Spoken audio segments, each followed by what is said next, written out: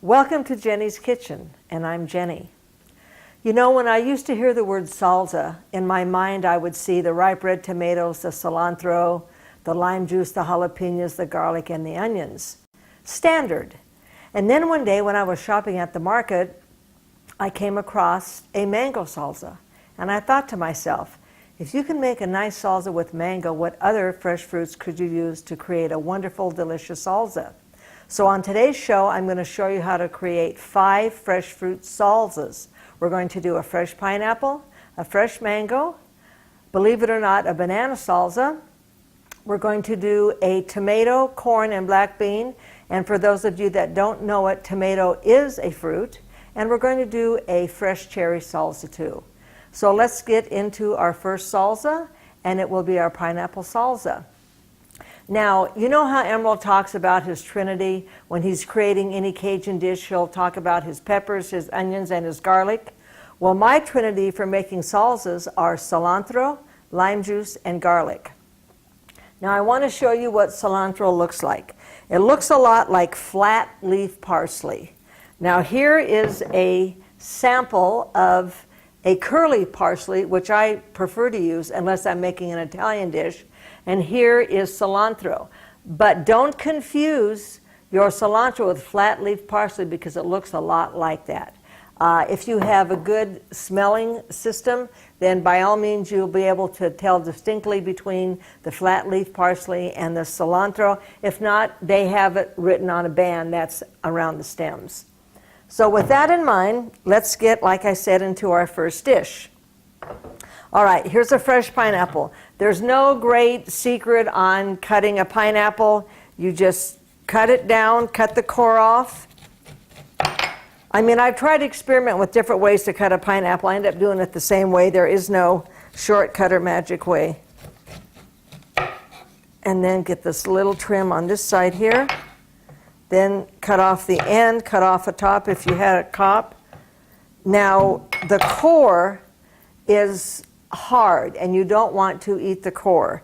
I was able to cut a little bit off the core. If there's a little like this, you can see how it's kind of more white than yellow. That's tough, and you want to make sure you remove that core before you slice. And then I just like to lay it flat, cut it into strips, and then cut this into half lengthwise. And then just start cutting.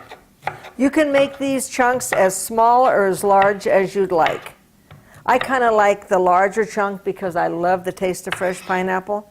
Now sometimes you're going to get a couple of these little eyes, I call them. It's very easy to get rid of. Take your knife, push it down, slice it out. Voila, you're done. So again, we're going to slice this like this, slice it like this, lay it on its side, slice it down the middle, and we're going to chop. Then, once you've chopped this, you're going to add your other ingredients, and this is a somewhat simple salsa to make.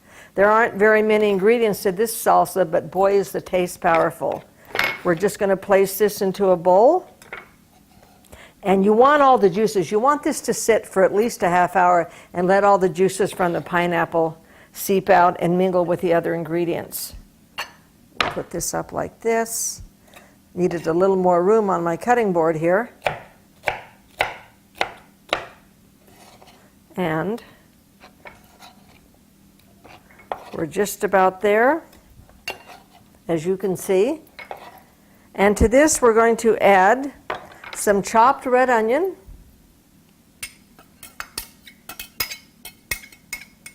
and some chopped red bell pepper.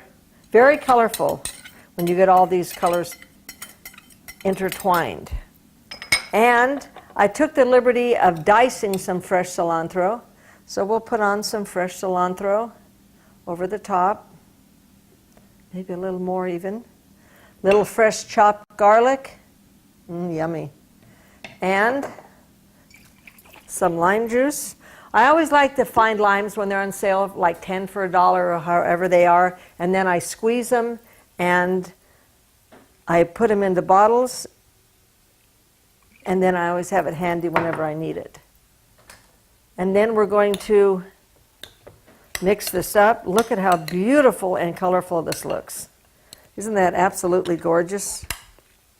Now, I'm not one for spicy food.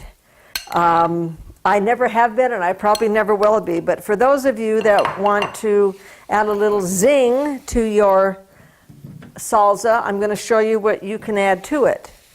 This is a jalapeno pepper, and it's tiny. They never get much longer than this. Don't confuse it with an Anaheim chili that looks like this and also has a pointed end. But these are very powerful heat-wise. So if you have a throwaway glove, you can use that. If you have a pair of rubber gloves you do the dishes in, you can use that. And if you don't have either one, then you can use a plastic bag. So what I like to do is to ensure that I'm not going to transfer this, because if you rub your eyes or scratch your face, you're going to transfer that heat to you. So I'm going to protect myself all the way around. But I'm just going to slice into this jalapeno. I'm not going to use all of it. And here's what you want to get rid of, is the core and these seeds. So just take the tip of your knife, take out as much as you can. And you want it to be void of any seed or centerpiece, vein I call it. Then we're going to, see what I almost did? I almost touched that pepper. So I'm going to turn it over like this. I'm going to go like this, and then I'm going to dice it smaller. Now for those of you that really like hot things, you could use the serrano chili, which is very hot, or you could keep the seeds and the stem in. But not this girl. Okay, that's all there is to it. Then we're going to dice this up. Stir this up a little more. We're going to cover it and put it in the refrigerator for about 30 minutes. Now, what I like to prepare that salsa for is grilled salmon. So I have a piece of salmon here that's been washed, and I'm going to show you how to make a rub. Let me pull off this glove. And I do have a line of rubs, and we're going to be using my seafood rub on this one. And they're available in the local markets and in some of the wineries. And we're going to mix it with a little bit of olive oil. I like to use extra virgin olive oil on salad dressings and rubs on everything. And it needs to be moist, so we need a little bit more olive oil. And if you put in too much olive oil, then you can just add a little bit more rub. But you want to do about a 2, 2, 3. So if I use 2 tablespoons of rub, then I want to put in 3 tablespoons of olive oil. A little bit more olive oil than the amount of rub that I used. Okay, this looks nice. Nice consistency. And then we're just going to spread this on the fish. Now this piece of fish has skin on the bottom, and that's what you want, because when you grill this over direct or indirect heat, you want to put it skin side down on the grill, and by doing so it'll cook, and then eventually that skin will evaporate, so by the time you flip the fish there'll hardly be any skin left, and it also protects the fish from flaking. So I just kind of like to coat as much of the fish as I can. Get the sides, get the top. And then while the salsa is marinating, I throw this on the grill. You can use a brush if you want. I just like to use the back of a spoon to get in as much as I can on the salmon. Okay, and that's it. So we'll throw this on the grill, and we're going to move on to our next salsa. Now when I'm preparing a salsa, I think of color, I think of texture, and I think of taste. Now this is a mango. A lot of people will confuse a mango and a papaya. A papaya is more pear-shaped. And a papaya, when you split it open and open the center, there's tons of little black seeds. This is a little bugger. This is one big seed in this. So they're kind of, I don't want to say difficult to work with, but you have to know what you're doing. So when you're picking a mango, you want to pick one that's fairly soft, not mushy, but soft. If they have a little golden, pinkish, reddish color with some green, then that is the perfect mango to get. And the color I'm referring to kind of looks like this. The reason why I picked this one was because it was a little firmer, and I wanted to show you how to peel this mango. This is going to be fine now because it's been setting for a couple of days. But anyway, I just take a regular knife and I just take off the peeling. The color on the inside is a gorgeous, gorgeous pale orange, yellow, golden color. I love it. These are so tasty too. A lot of people do a lot of things with mangoes. They make margaritas, they eat them fresh, just sliced in the morning. They aren't made to make pies or anything like some of our fruits are. This is more of a tropical fruit. So you want to get all the green stuff off, which you've done, the skin. Now, the softest parts are on both of these sides. The more difficult parts are on the bigger flat sides. So we're going to go down that side first. You see how easy that came off? Now we're going to work our way around. We're going to go to the flatter side. Now there's some tough fibers down here, so it's a little more difficult to get the meat off. But just keep rotating around, all the way around. And it doesn't come out in pretty slices, but if you're going to put it into something like a salsa, who cares? And again, there's no magic way to slice this. Now this is what I'm talking about. You can see the fibers. You can see the beautiful fibers. That's what you cannot cut. That is not edible. And then finish working your way around. Get all around your mango and cut off both ends, and that's it. I love mangoes. They're delicious. Then you just basically slice this like the bigger pieces, and then slice it into chunks like this. Again, however big or small that you want. Again, I like a nice chunky salsa. I don't like it too minced. I want to be able to really taste each individual ingredient that I put into my salsa. So I have a tendency to make my slices larger, but it's your choice. Now this is a beautiful juicy mango, I could tell. Even though it didn't have the right coloring on the skin, it's very, very juicy, as you can see. Okay. Now, a mango is a fresh fruit. It's not a firm fruit like an apple or a pear would be. So in order to complement this piece of fruit, I decided I was going to use an avocado.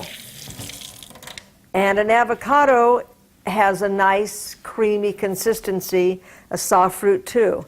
Again, no magic about an avocado. Open it up, take it out. What I like to do is I like to score it lengthwise, and then turn it around and score it crosswise, and then it should just all fall out. 9 times out of 10 it does. Look at how colorful this is becoming already, and we've only put in 2 ingredients. That's what I love about salsas. They're so colorful. I'm going to have to struggle a little bit, but I got it. Okay, there we go. But now you can see a little bit of the seed is still left in the avocado. Sometimes you just kind of have to work around that. And there it comes, finally. Okay. Yeah, there we go. All right.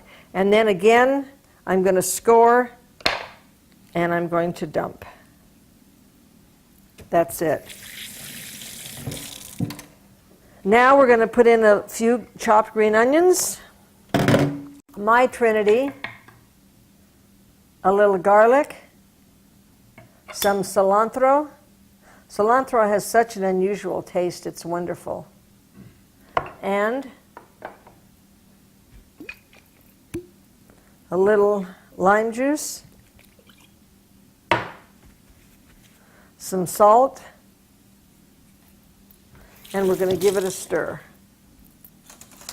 Now again, you can see I didn't make this spicy. Look at this. Look at how beautiful this is. I love these colors. So if you want to, as Emerald would say, kick it up a notch, make it a little hotter, I have some chipotle, which is a smoked chili pepper. And you can add that to this concoction. Now these are really hot, so I'm only going to add a little bit, probably about, a half a teaspoon, if even that, a quarter to a half. And then I'm going to mix it in, because I realize I'm not the only one eating this salsa, and I want my guests, my family, whomever I'm going to be dining with, to have their palate be pleased as well. And some of that lime will cut a little bit of the heat along with the salt. Okay, now with this particular dish of salsa, I thought that I wanted to prepare some shrimp and grill some shrimp. So I want to show you, firstly, how to devein a shrimp. Now you just cut down the back side. You see how this is curled? You want to cut down the back side, open it up, and there's a black thread in here. You want to pull that out. And then you just want to pull this off. This has already been cleaned and deveined. I happened to purchase shrimp that were already deveined, and I didn't realize it until I got it home. And I like to keep the tails intact because it makes such a pretty presentation.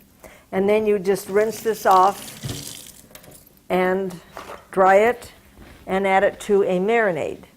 Now, I marinated these shrimp here in mango nectar and grated orange zest. And we're going to just skewer some. And if you want to leave the orange zest on, that's certainly not a problem. So when you're skewering to get the whole shrimp, start down here at the tail, kind of zigzag it in and out, and put it down. I'm going to probably get maybe 5 to a skewer. Sometimes you want to start at the big part. That's fine. You want to leave a little room in between each one so that it'll cook all the way around. Look at that. Isn't that beautiful? It's going to taste so good. When I'm marinating seafood, fish, I try not to do it for more than a couple of hours. If you want to do it overnight, you can, but a couple hours is sufficient. What you do not want to do is use anything acidic, like a lemon juice or a lime juice, and marinate it, because the lemon juice and lime juice have a tendency to cook. I don't mean by heat, but just the texture of the seafood, like ceviche, is scallops that are marinated in lime juice. And they kind of cook, even though they're actually raw. It's called a cooking process. So here we go, and I'm going to grill these, and then I'll put their mango salsa over the top. So I will see you when we're ready for our very next fruit salsa. Now this is an unusual combination of fresh fruit and dried fruit. Yesterday I pitted some cherries, and let me caution you, my hands were stained scarlet red, so make sure that you wear a glove to do this with. They have pitters on the market that you place your cherry in, press a lever, and it puts the pit out, and then you cut it in half. I basically just took a knife, cut it in half, got rid of the seed, and put it into the bowl. So along with that, I'm going to add some dried cranberries. Put in a few spoons of that. I'm going to add some yellow bell pepper.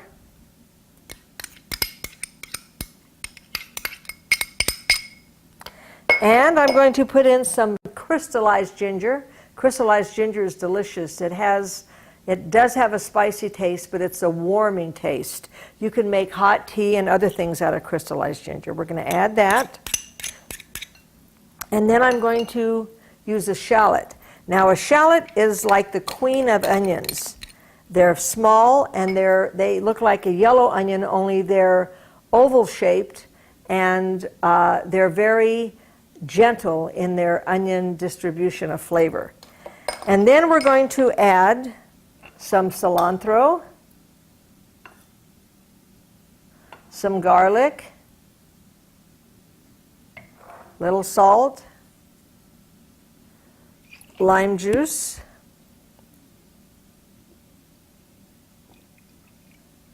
and a few squeezes of honey. This will make a very, very nice combination.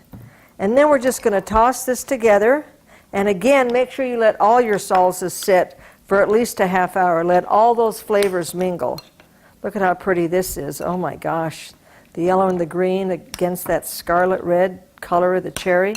It's absolutely beautiful. Little dried cranberries peeking up from time to time. So anyway, this is what it looks like whenever it's finished. Now, with this particular salsa, I thought I wanted to do a pork. So what I've done is I've gone to the butcher shop and I've had them cut me a couple of nice pieces of pork, as you can see.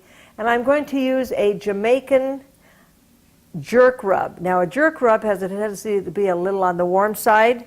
And for me, as long as I don't put on too much, I can handle it. But again, you know, it's my guess I have to think about. So with this rub, you'll notice I'm not using olive oil. I'm just going to rub it on. I have used it with olive oil, and I can say I like it better with the olive oil. And I like to get the sides also, not just the top.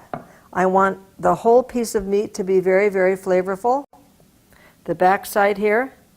Then when the grill is hot, I'm going to flip this on the grill, and then I'm going to season the other side. Because if I was to flip this now, I'd lose a lot of this, and I want to keep as much of the rub on as I can. Do the same thing to this. You can see the little red peppers, the little red seeds from the red peppers that have been dried. That is, I think, what gives the Jamaican jerk its heat. So, again, you want to get those sides. You want every piece that goes into your mouth to be robust with flavor. Okay, we have completed our dried cranberry and fresh cherry salsa, and now let's move on to our next salsa. Now, this next salsa is made with the wonderful banana. And a monkey showed me how to peel, and I literally mean this. Normally we start from the top and peel down. Sometimes I'll take a knife and cut the top and peel. What the monkeys do is that they squeeze the bottoms, and voila, it all peels. And we thought we were the smart ones. Anyway, getting into this, I want to get rid of that brown part. We're going to slice this banana in thin slices. And you want a banana that's fairly kind of the yellow-green. You don't want one that's the bright yellow. If you have any spots like this one has, not a big deal. Cut it out and continue to slice. You don't have to throw the whole banana away just for that. And, okay, we're at the end. I always throw away the tips. And we're going to add our other ingredients. We're going to add some tri-colored peppers. I have red bell pepper, I have yellow bell pepper, and I have some Anaheim chilies. And we're going to add that to this. Then we're going to add a little green onion to this. And we're going to add our trinity, our cilantro, some garlic, lime juice. I like to shake it because sometimes when you're juicing a fresh lime, the pulp will settle, will rise, and the juice will settle. The liquid will settle. So add a little bit of that. And we're going to sprinkle on a little brown sugar. This is such a good salsa. Such a good salsa. I had it on some grilled chicken the other night, and it was absolutely delicious. And then we're going to stir it up. We're actually going to fold rather than stir because of the texture of the banana. Now the lime juice will keep the banana from turning dark, but if you haven't used this within a few hours, make this be your last minute dish, because after a few hours the bananas do get a lot softer. And by all means do not save it until the next day, because then you end up having mush. But as you can see, this is very beautiful. The bananas are still very pronounced, and you have a beautiful, colorful looking salsa. Now, as I said, I used this with grilled chicken the other day. So again, here's some chicken. Beautiful skinless, boneless breast. Everything's been washed and cleaned. And I used my poultry rub, my Jenny's Kitchen poultry rub. And it's a beautiful flavored rub. It's also very good on lamb. And if you like Middle Eastern Moroccan cuisine, this imparts those type of flavors. And again, it's a couple tablespoons of rub to an equal amount of olive oil. And interestingly enough, it's brown in color, as you can see. And the reason for that is that it's primarily a spice base and not an herb base. An herb base would be green in color. This is a spice base. And just like the pork, I'm going to coat one side and then flip it on the grill and coat the other. That's all there is to it. Make sure you get the tips, the sides. Like the pork, you want to get everything that shows. Okay, let's get ready for our last salsa of the day. Now, to get the kernels off this ear of corn, they have gadgets on the market, but save your money because they really don't work that well. The easiest way to do it, remove the silk, remove the husks, and stand it on the fatter end, and just cut down, rotate your way around,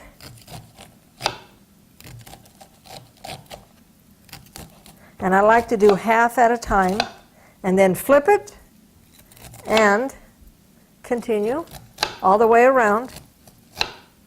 Now if I was going to make cream corn, I'd be scraping all this off, but that's for another show. So anyway, we're going to take this. We have black beans in this bowl and another ear of corn that I took off the cob earlier, and we're going to place it down into the bowl.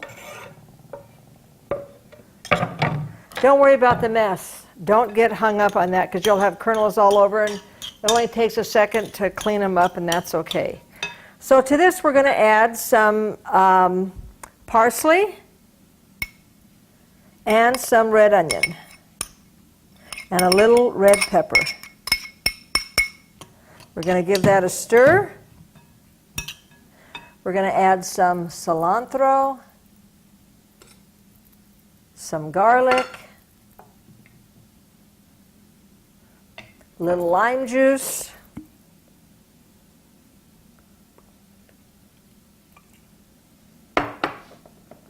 a splash of olive oil, little salt, and we're going to put in some fresh dill. Now the easiest way, I think, to remove dill from the stem is to use a pair of kitchen shears. So this is what baby dill looks like. You don't want the dill heads, you want the baby dill. And just pick it up and start cutting. That's all you do. Don't cut any of the stem. The stem is fibrous and tough, so you don't want that into your salsa. Try to go stem by stem if you have to. And if a little piece of one of the tender stems get in, it's okay. It's not the end of the world. You just don't want this big, fat, fibrous part in. And let it go. And then, as I told you earlier, a tomato is a fruit. So we're going to grate this tomato.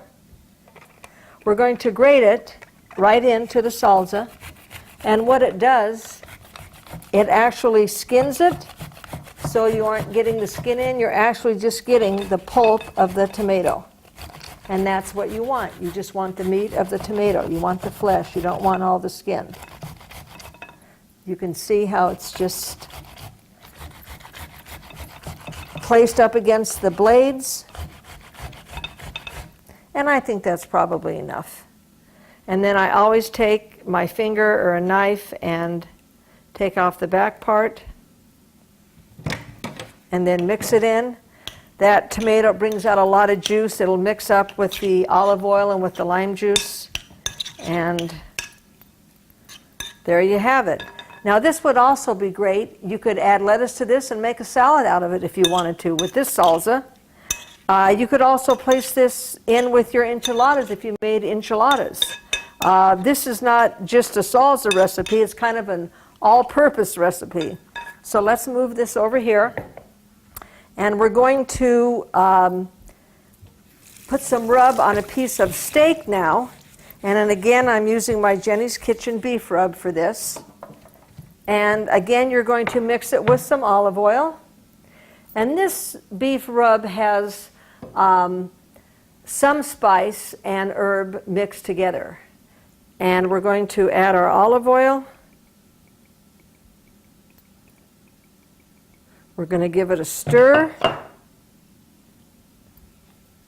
And again, as you can see, we don't have enough olive oil in it. It looks too dry.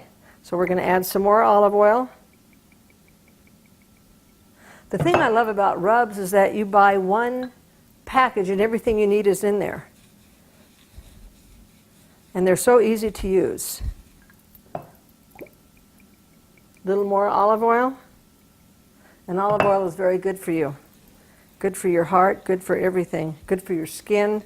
They make soap with it. It's great. Now, recently I discovered flat iron steaks, and I absolutely love them. They're a moderate priced cut of meat, and they're very tender, and they're delicious to make Mexican food with, fajitas, enchiladas, whatever. The other night I had company, and I just grilled some, and they were absolutely delicious. So again, you want that rub to get over the sides and the top. You want everything covered. And